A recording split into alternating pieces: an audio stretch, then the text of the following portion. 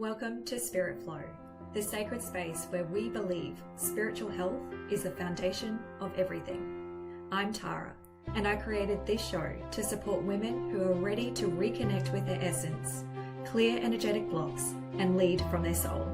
When we're spiritually aligned, our health, our relationships, and our purpose begin to flow with ease. Each week, we'll explore the deeper layers of healing through conversations, reflections, and multidimensional lenses: spiritual, energetic, physical, and metaphysical. Let's step into the flow. Hello, beautiful souls. Welcome back to another episode. I'm Tara, and I'm so grateful you're here with me today. I was just sitting with my morning tea this morning and I kept getting these little tingles, the ones I'm always talking about, those pins and needles that show up when something important wants to come through. And today's topic, it just kept nudging at me. So this is something that comes up in my sessions, something I know many of you navigate daily, the intricate dance of the family nervous system. So it's a common story I hear. A parent will come into a session, often a mother, feeling really overwhelmed. And the initial thought is often, my children have an issue. And there's a sense that if only the kids would behave differently, be calmer, or be less demanding, everything would be easier. But what if we could actually start to shift that perspective? What if instead we could understand ourselves deeper and allow us to have the tools to support our family nervous system too? And that's precisely what we're going to explore today. And I feel that so deeply because honestly, I've been that overwhelmed parent too. Even as someone who works in this space every day, I still find myself getting triggered when my kids are having these big feelings and I'm trying to, get everyone out of the door with matching shoes. The universe has quite the sense of humor with timing, doesn't it?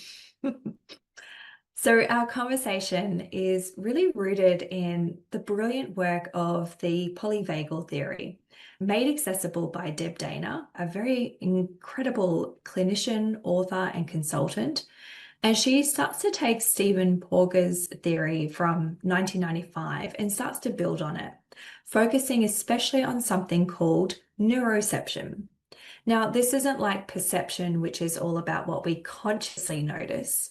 Neuroception operates underneath our conscious awareness, constantly picking up all the different signals from inside our bodies from am I hungry? Am I tired? That familiar tingle when something feels off, to our relationships, the way our partner's energy shifts, or when our kids start that particular whine that makes our shoulders tense up. And from the world around us, the news, the neighbor's dog barking, all of it. And here's the thing that gets me every time. Our kids' systems are doing this too. They're like little sponges picking up on everything. So imagine you waking up feeling a bit off. Maybe you've had a slight argument with your partner and then you hear some unsettling news. Your nervous system is already receiving multiple danger signals operating outside your conscious awareness. And this can make you feel flat.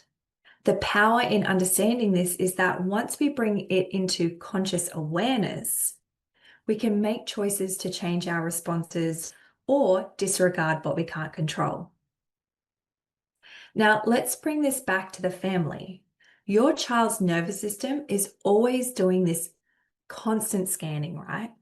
They're picking up on their own internal cues. So if they're cold, hungry, or a dirty nappy, but crucially, they're also picking up on the dynamics between you and your partner and even the environment of a nursery or childcare.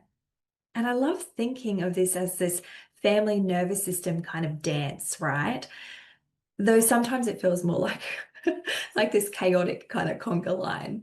But when I get stressed, I know one of my kids might go into warrior mode, while another becomes my little helper, trying to fix everything. It's like they each have their own special way of trying to bring safety back to our little family bubble. I see this often in my own life, and I hear it in the stories of the families I work with. First, I notice it in the tone of voice. So if parents start to snap at each other or change their tone, children immediately pick up on that. It registers as a sign of danger to their system, often prompting them to try and intervene or change the situation. Then there are parental stress responses.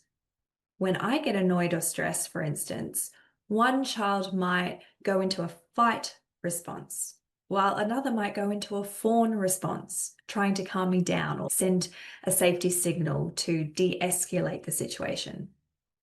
And this is incredibly alarming because it shows how deeply our states impact our children. And of course, there are like transitions and proximity seeking. This is a big one, especially with holidays, school breaks, or just trying to get out the door. So imagine you're trying to get ready, perhaps for a family outing or to catch a flight, and you start to feel crowded or flustered by your children wanting to be near you. The catch is that when you're stressed, your kids' nervous systems detect it as a threat signal. Their natural safety-seeking response is to want more proximity to you because you are their source of safety. So this can actually start to create a massive hurricane where you get stressed, they seek closeness, and then you get more annoyed by the closeness and the cycle escalates. You know, just yesterday I was having one of these moments, feeling completely overwhelmed, and I looked out the window and there were like, you wouldn't believe it, there were like 3 feathers just sitting on my deck. And the universe's little reminder to just breathe, just soften. And I swear the signs always show up exactly when we need them most. This is precisely where the idea of the issue being the child can shift. From what I observe in sessions, parents often come in highlighting their child's difficult behaviors during these transitions or moments of stress. But when we look deeper, we often find that the adult's triggered nervous system is a significant contributor to the dynamic. This is why we are our own greatest leverage in mastering ourselves and getting to know our own nervous systems and triggers. This isn't about perfection, it's about flexibility. If we're constantly flustered and triggered, consistently pushed out of our own window of tolerance, it becomes incredibly difficult to hold space for our children's feelings. So what can we do? The goal is to consciously send signs of safety to our children so they can downregulate, which then creates more space for calm in the family unit. And let's be honest, we could all use those moments of calm, right? And so it starts with self-awareness of your own triggers. Notice what sets you off. When you get stressed, do you see your children seeking more proximity?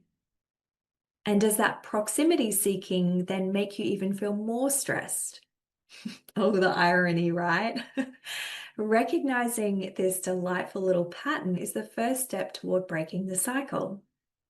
Before you can truly be present for your children and send them those crucial safety signals, you need to prioritize soothing yourself first.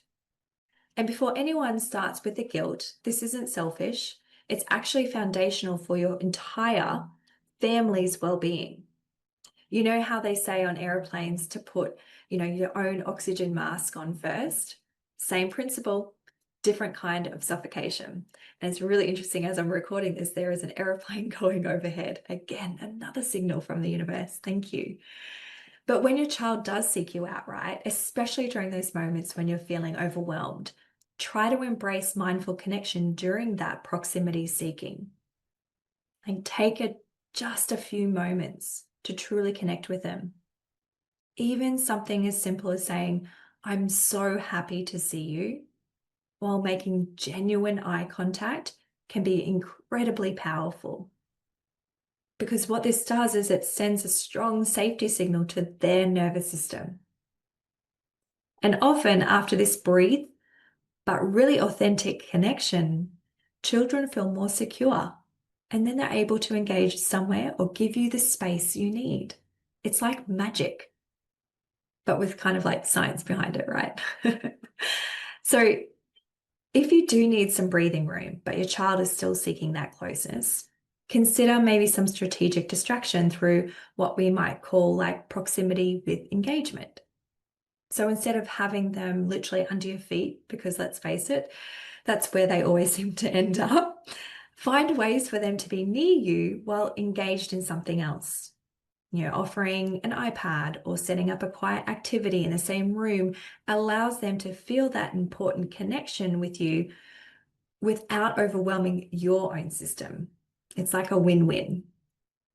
And it's also crucial to understand that each person has a different nervous system. What sends a danger signal to one child might not affect another at all. Like some children are particularly sensitive to loud sounds, to bright lights, strong smells, or even too much change in their environment. And so any of these can push them right into fight, flight, or even shutdown mode. So being aware of these individual sensory sensitivities in your children really helps you create environments that naturally foster that sense of safety we're all seeking. So think of it as customizing their world to fit their particular nervous system, like having a personal settings menu for each kid. And so ultimately, this journey is about working towards nervous system flexibility and really understanding what triggers us and how we can soothe ourselves. Like we're not aiming to be calm all the time, of course, that's just unrealistic. But by noticing how we feed off each other and how our reactions impact the family dynamic, especially during common stressful moments like transitions, we can start to create a calmer, more regulated environment for everyone. And so this is a profound area for generational healing. Like by mastering our own nervous systems, we equip ourselves with the tools to support our children's emotional regulation and break cycles of stress responses that might have been passed down. I really hope that this has offered a deeper understanding and some real practical insights. And I want you to remember that you have the power to shift the family dynamic by starting with yourself. I'm sending you all the biggest virtual hug, and I'd love to hear how this lands for you. Until next time, trust yourself. You've got this. Oh, and if you see any feathers this week, give them a little wave from me, yeah? Thank you for sharing space with me today. If this episode resonated, come find me on Instagram at tara.hegerty to keep the conversation going. You'll find all of the resources we talked about on today's show linked in my bio under podcast resources. Until next time, remember, spiritual health changes everything.